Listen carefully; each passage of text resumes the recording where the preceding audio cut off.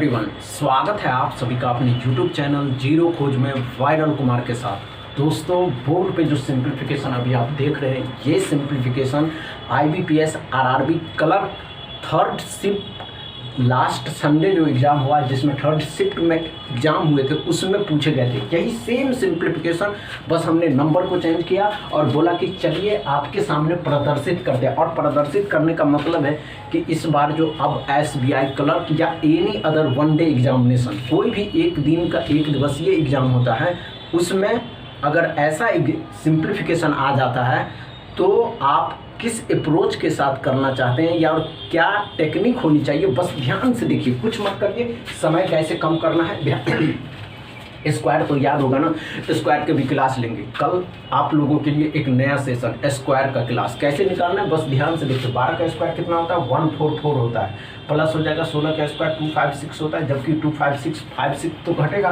तो 200 को करा है। अगर किसी संख्या को 2.5 से गुना करना है, 2.5 से नहीं आता है, तो क्या करना है, इसको क्या लिखिएगा, 5/2 लिखिए। 2 से ये कट गया 100, मतलब कि 500 इसमें जोड़ना है तो कितना हो जाएगा, 644 आ जाएगा। 644 में से कोरा 30 घटा देने के लिए तो 614 आ जाएगा। x बराबर नहीं आएगा।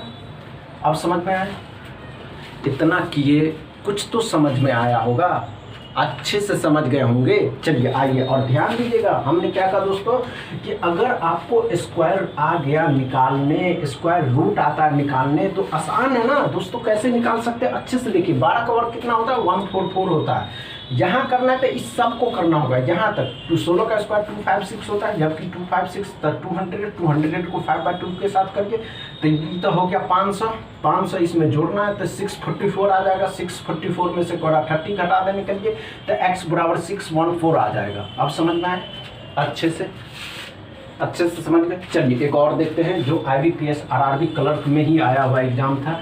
ये बैंकिंग वाले जो है ना, बैंकिंग का एग्जाम आसान कर देता है। बस आपको अप्रोच और टाइमिंग पता होनी चाहिए। दूसरा में क्या पूछ रहा है, देखिए दोस्तों, हमने ये लिख करके लाया। दूसरा में एक सवाल पूछा गया था, क्या था कि 186 को भाग देना 186 को 2 के साथ और गुना करना है 16 के साथ। गुना करना है 16 के साथ, गुना करना प्लस 19, प्लस में 19 बराबर में x प्लस में 18। अब ध्यान दीजिए, इसमें कैसे कर दिया जाए। आसान है दोस्तों, हम इस तरह थोड़ा तरीके से बनाइए, अप्रोच लगाइए। क्या अप्रोच आप इसमें लगा सकते हैं, कुछ ऐसे ट्रिक लगाइए जो आपको आसान कर देते। क्या है कि यहाँ प्लस है तो पहले तो इस तीनों को सॉल्व करना होगा। आप इसमें से 18 इस साइड लाइएगा, माइनस में तो माइनस में वही यहाँ 1 हो जाएगा। अब ध्यान से देखिए, 2 में 18, 2 × 6 93 का 16 गुना। अब कैसे करिएगा, 16 में 144 मतलब कि 1440, 16 या 48, 32, 16 या 48, इसमें जोड़ देंगे 1488 आ जाएगा। इसमें एक जोड़ देना को 1489 x बराबर। समझे, कुछ नहीं समझ में आया, अच्छे से समझिए। आपका माइंड कंसिस्टेंट शो करके एक ही जगह अगर आप लगाते हैं, हमने क्या कहा दोस्तों, अगर माइंड कंसिस्टेंट शो करके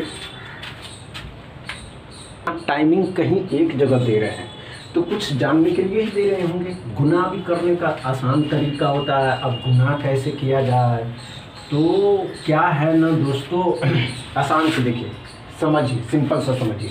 हमने क्या कहा दोस्तों, ये प्लस में है, इस साइड लाएंगे तो माइनस में, मतलब 1 बचेगा। यहाँ क्या करना है,